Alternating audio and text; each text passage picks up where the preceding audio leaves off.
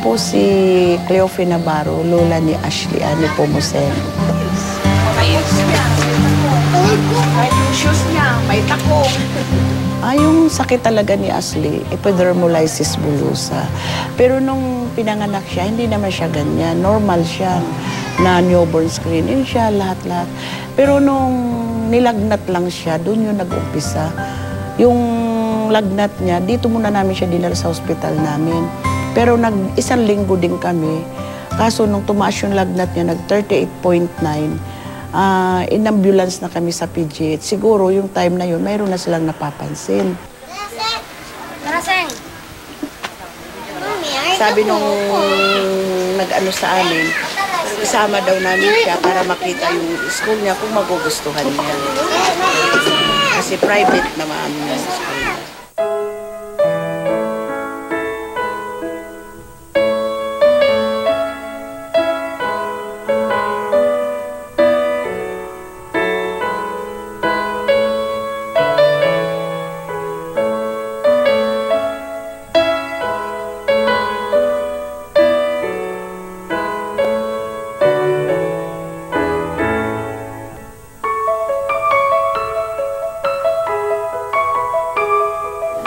Yung 1 plus 1, be? 1 plus 1? Ashley, marunong. Oo, 1 plus 1. Plus 1. 3. 2 plus 2. 4. Ano naman siya? Kasi tinuturuan ko nga siya sa ano. Pero di pa siya sa mga, yung mga letters po. Hindi pa. Pero marunong siya mag-ano. Kasi nga minsan hindi siya nga nakakasulat kasi yung dati kasi nagdikit-dikit yung ano niya. Pa siya nakakasulat.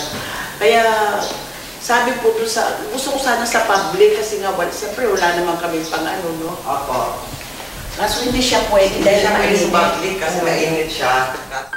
Tapos nung time na yun, kasi naubos na yung pera ko kasi galing ako sa Europe, sa ibang bansa. Yung 6 years ko doon, talagang naubos kasi antimano penribit ko siya. Tapos, kahit na isang sandok nga, wala akong nabili noon. No? Yung ano na yon. Pero okay lang basta sa apo ko. Nung tinawagan ako ng amo ko na kailangan ko nang bumalik, kasi pinagbigyan ako ng 7 buwan. Nung kailangan ko nang bumalik, umiyak na yung anak ko. Saka umiyak na siya na huwag ko na daw iwan.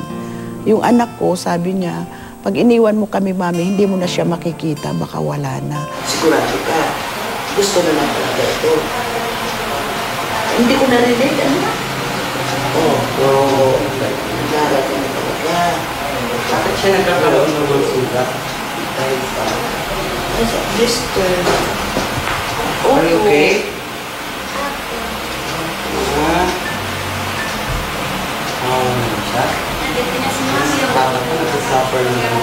Hindi naman siya nakakakawa. Hindi naman siya contagious disease na ano? Hindi. Kung nakakahawa, hindi yan palalabas silang hospital. Tinulungan ako ni Kapitan na magbahay-bahay kami. Humingi ng pera para sa kanya sa pambili ng gamot. Tapos, minsan hindi pa rin sapat. Naranasan ko yung paglabada ako ng mula alas 7 hanggang alas 12 para lang pangsapat doon sa pantustos niya. Matagal ko rin ginawa yun. Doon sa apo ko na yun. Na hanggang ngayon na medyo ano na kami kasi may tumutulong na.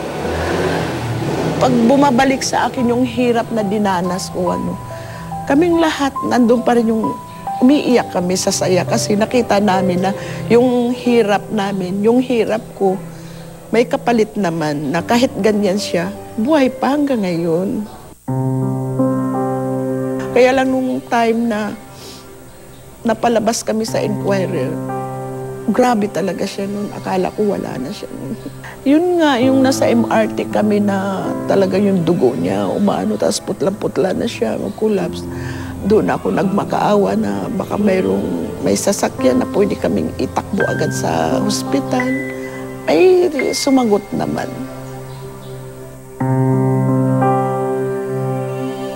Basta po yung every week niya, ma'am, 6,500. Madalang lang po yun na doon sa 6,005 na minsan katulad ng ointment kasi kung minsan di naman talaga lahat-lahat na ano no. Kung minsan may nagbabago ano. Kung minsan yung 6,005 namin napapaabot namin ng Martes. Bali 9 na araw.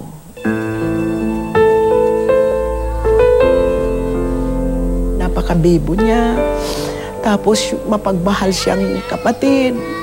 Mapagmahal siyang apo. Lagi niya sinasabi niya, "Good night, Mommy, I love you." Yun, doon ako tinatamaan. Tapos pag may binibigay ako sa kanya, "Thank you, Mommy, I love you." Hindi nawawala yung I love you.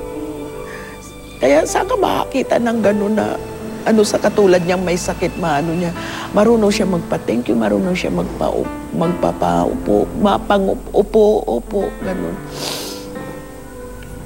Tsaka matalino siya, kaya gusto ko talaga siyang pumasok. Malay mo, abot pa siya masabitan. Sana nga.